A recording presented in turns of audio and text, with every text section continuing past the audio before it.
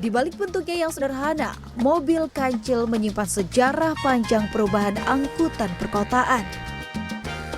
Kehadirannya menandai berakhirnya era bajai, beca, dan bemo, sekaligus membuka harapan baru bagi warga yang membutuhkan akses transportasi hingga ke lingkungan permukiman.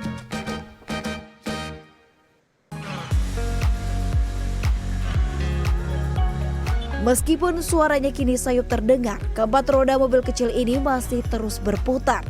Keberadaannya belum benar-benar lenyap. Di kawasan Jakarta Utara, sejumlah mobil kancil masih setia menyusuri jalan-jalan yang telah menjadi bagian dari perjalanannya selama bertahun-tahun. Bersama deru mesin yang kian menua, masih ada para pengemudi yang menggantungkan nafkah di balik kemudi.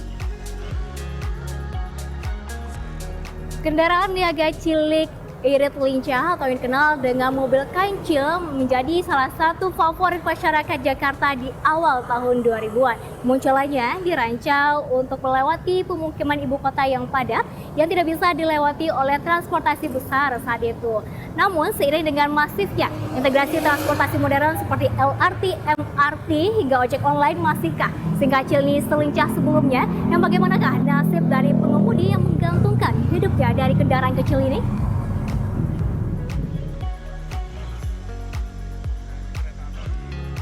Bagi sebagian masyarakat, kehadiran angkutan modern menjadi alternatif baru. Namun bagi para pengemudi kancil, perubahan itu berarti berkurangnya penumpang dan kian beratnya perjuangan mencari nafkah. Sekarang ya masyarakat masing mau, separuhnya mau, separuh kagak. Kan dulu zaman yang nggak ada Jaklingko kan masih naik ini. Sekarang separuhnya pada naik Jaklingko gitu. Yang pada turun di Samsat ya kan pada naik ini, dulunya sekarang naik Jaklingko. Itu dia.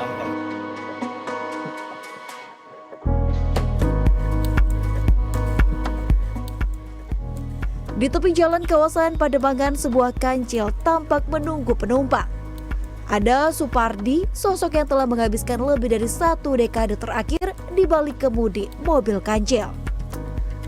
Jauh sebelum mengandalkan kendaraan mungil ini, Supardi lebih dahulu mencari nafkah sebagai pengemudi bemo. Pria asal Jawa Barat ini memilih merantau ke Jakarta dengan satu harapan sederhana, mencari penghidupan yang lebih baik bagi keluarganya.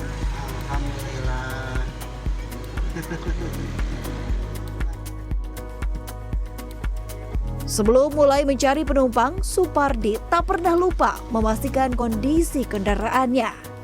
Satu persatu bagian mesin diperiksa dengan saksama agar perjalanan hari itu tak terhambat kendala di tengah jalan. Sebab satu kerusakan kecil saja dapat menghentikan sumber penghasilannya hari itu.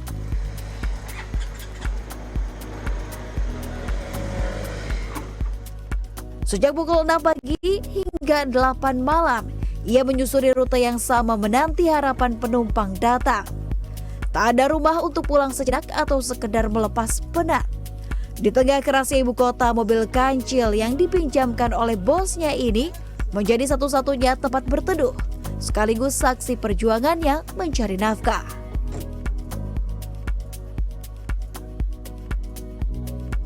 Bapak, kalau saya boleh tahu kenapa sih masih tetap terus nih mengemudikan kancil dan juga mencari penumpang?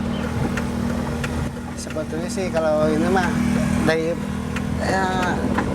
pada nggak ada kerjaan ya terpaksa lah gitu, dijalanin aja. Tapi sejauh ini pendapatan dari mengemudikan kancil ini mencukupi nggak untuk kehidupan sehari-hari? Untuk kehidupan saya sih alhamdulillah kecukupan lah.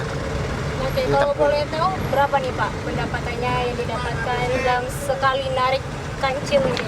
Pendapatannya sih kalau sehari itu 300, cuman kotor, setoran bensin gitu ya. Ya minim lah gitu ibaratnya. Nggak kayak dulu gitu. Sekarang turun drastis. Rute Supardi mengantarkan penumpang mulai dari kawasan Pademangan, stasiun kota hingga Ancol dengan ongkos 5 hingga 6 ribu rupiah. Namun tidak menutup kemungkinan jika ada permintaan di luar daerah tersebut, ia siap mengantarkan ke tujuan dengan upah yang disesuaikan. Iya, silakan. Terima kasih kasih banyak. Iya, sama-sama. Sama-sama. Amin. Di sela sepi penumpang, istirahat menjadi pilihan yang dilakukan untuk mengumpulkan energi kembali. Tempat duduk mobil kancil dan bantal yang dimodifikasi menjadi ruang tidur sederhana. Keadaan ini juga berlaku untuk tidur di malam hari. Kucuran keringat dan debu jalanan menjadi hal yang wajar baginya. Untuk menjaga kebersihan diri di penghujung hari, MCK sederhana siap menyambut. Perlengkapan mandi yang ia simpan di mobil menjadi teman setia dalam rutinitas ini.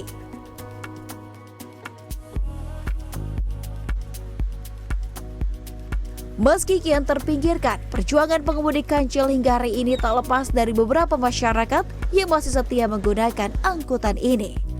Bagi mereka, tarif yang terjangkau, waktu tempuh yang singkat, serta kelincahan yang menembus jalanan sempit menjadi alasan kancil tetap memiliki tempat di hati para penumpang.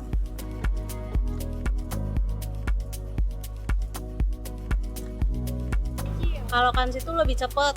Pertama, kalau penumpangnya 4 kan dia langsung jalan.